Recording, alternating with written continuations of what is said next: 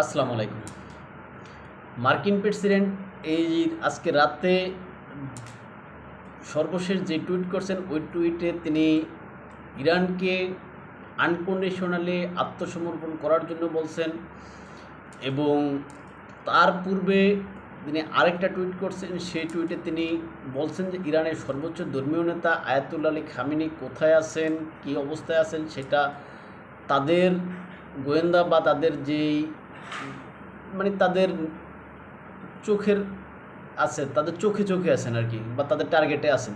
তবে এই মুহূর্তে তারা তাকে হত্যা করবে না, এটা তারা বলছেন।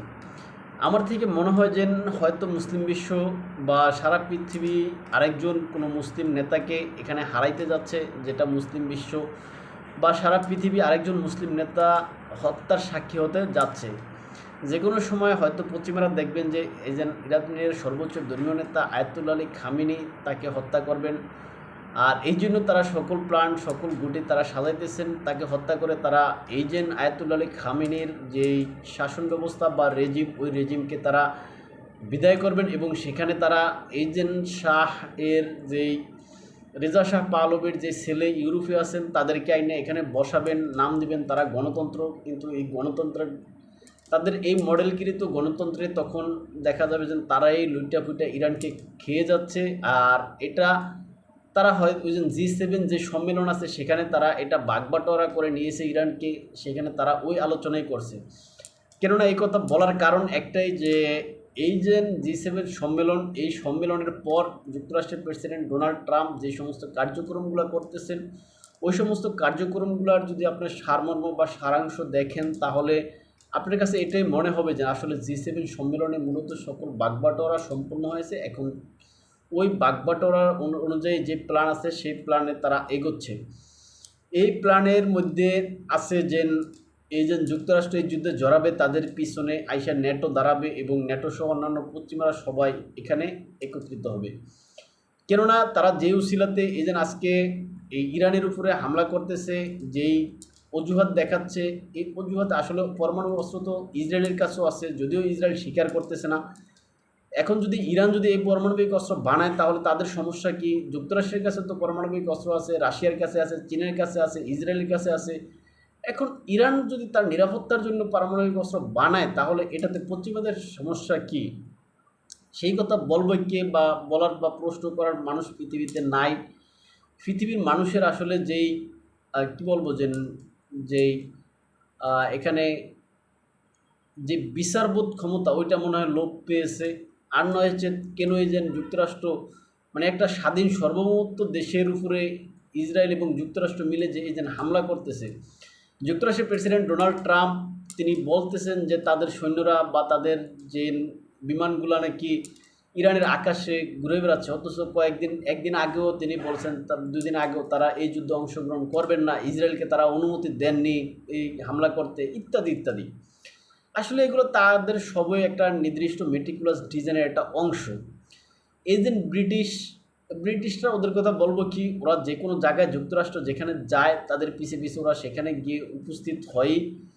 এই যে আজকে ব্রিটিশ প্রধানমন্ত্রী যে কথা বলছেন যে তাদের সৈন্যরা অলরেডি মধ্যপ্রাচ্যে এসে পৌঁছেছে। মধ্যপ্রাচ্যের কোথায় আসছে? অবশ্যই লেবানন বা অথবা এখানে লেবানন না, এখানে যা দেন যে ওই যে জর্ডান বা এই যে মধ্যপ্রাচ্যে তাদের যে সমস্ত ঘাঁটি আছে ওই সমস্ত ঘাঁটিতে এসে অলরেডি পৌঁছেছে।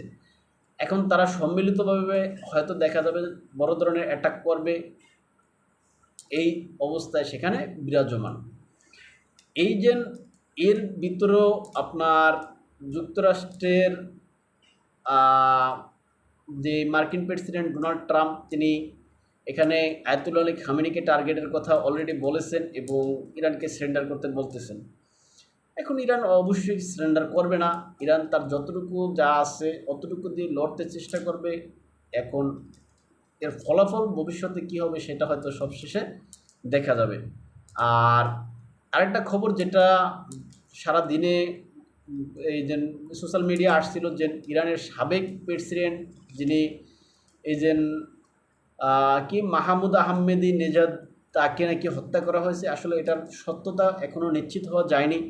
যদি এটা সত্যি হয় যে ইরানের সাবেক প্রেসিডেন্টকে হত্যা করা হয়েছে, তাহলে এটা ইসরায়েলের প্রথম কোনো রাজনৈতিক নেতাকে হত্যা এই যুদ্ধ শুরুর পরে। এখন যদি সেটা হয় তাহলে ইরানের অন্যান্য রাজনৈতিক নেতাদেরকেও ইসরায়েল টার্গেট করবে। তবে ইরান এখানে তাদের নিজস্ব প্রযুক্তির যেই একটা ফোন আছে, নিজস্ব প্রযুক্তির কিছু ফোন, ওই ফোনগুলো নেতারা অভ্যন্তরীণ যোগাযোগের ক্ষেত্রে ওইটা ইউজ করতেছে। আর এটা ইসরায়েল এখনও তাদেরকে হ্যাক করতে বা তাদেরকে শনাক্ত করতে পারেনি, এই জন্য এখনও কোনো রাজনৈতিক নেতাদেরকে হত্যা করতে ইসরায়েল পারেনি। এখন হয়তো একটা সময় দেখা যাবে যে কোনো রাজনৈতিক নেতার উপরে হামলাও করতে পারে।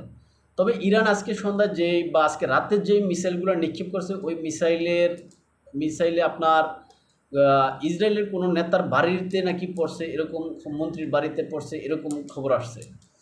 আর আজকে ইরান যে হামলা করছে, ওই হামলায় ইসরায়েলের মোসাদের যে সামরিক ঘাঁটি বা গোয়েন্দা ঘাঁটি, ওইখানে হামলা করছে। আর ইরানের যে সামরিক প্রধান, তিনি আজকে একটা হুঙ্কার ছাড়ছেন। ওই হুঙ্কারে তিনি তেল আবিব এবং হাইফাকে জ্বালিয়ে দেওয়ার কথা বলছেন। আসলে এটা তারা কতটুকু পারবেন সেটা তারা জানেন। তারা সর্বোচ্চ শাস্তি ইসরায়েলকে দিবেন এই কথা বলছেন, তাদের কাছে এরকম অস্ত্র আছে। এখন ইসরায়েলকে সর্বোচ্চ শাস্তি দেওয়ার একমাত্র অস্ত্র আমার কাছে মনে হয় যে পারমাণবিক অস্ত্র ছাড়া আর কিছুই না। এখন ইরানের কাছে কি সেই পারমাণবিক অস্ত্র আছে কি না, যদি থাকে, ইরান এখনও কেন ঘোষণা দিচ্ছে না? কেননা একে একে তার সকল কিছু শেষ হচ্ছে, ধ্বংস করতেছে, তারপরেও তারা এখনও ঘোষণা দিচ্ছে না। আর কবে দেবে? সব শেষ হয়ে গেলে ঘোষণা দিয়ে লাভ কি? এখন টার্গেটের সর্বোচ্চ ধর্মীয় নেতা আয়াতুল্লাহ আলী খামেনি, এখন তাকে হত্যার পরে কি ইরান বলবে যে আমার কাছে পারমাণবিক অস্ত্র আছে? আর এখানে ইসরায়েল একটা বড় ধরনের প্ল্যান নিয়ে এগোচ্ছে। এই প্ল্যান অনুযায়ী তারা ইরানকে শেষ করে দিবে। তাই ভালো থাকবেন সবাই। দেখাবো অন্য কোনো ভিডিওতে। নতুন কোনো আপডেট থাকলে আমরা অবশ্যই আপনাদের সাথে শেয়ার করব। আমাদেরকে ফলো করতে পারেন ইউটিউব এবং ফেসবুকে স্বপ্নচারীর কথা নামে, ইনস্টাগ্রাম ও টিকটকে এনায়েত হোসেন নামে আমাদেরকে ফলো করতে পারেন। আপনাদের ভিডিওগুলো ভালো লাগলে লাইক, কমেন্ট ও সাবস্ক্রাইব করবেন এবং আপনাদের মতামতগুলো কমেন্ট বক্সে লিখবেন। আসসালামু আলাইকুম।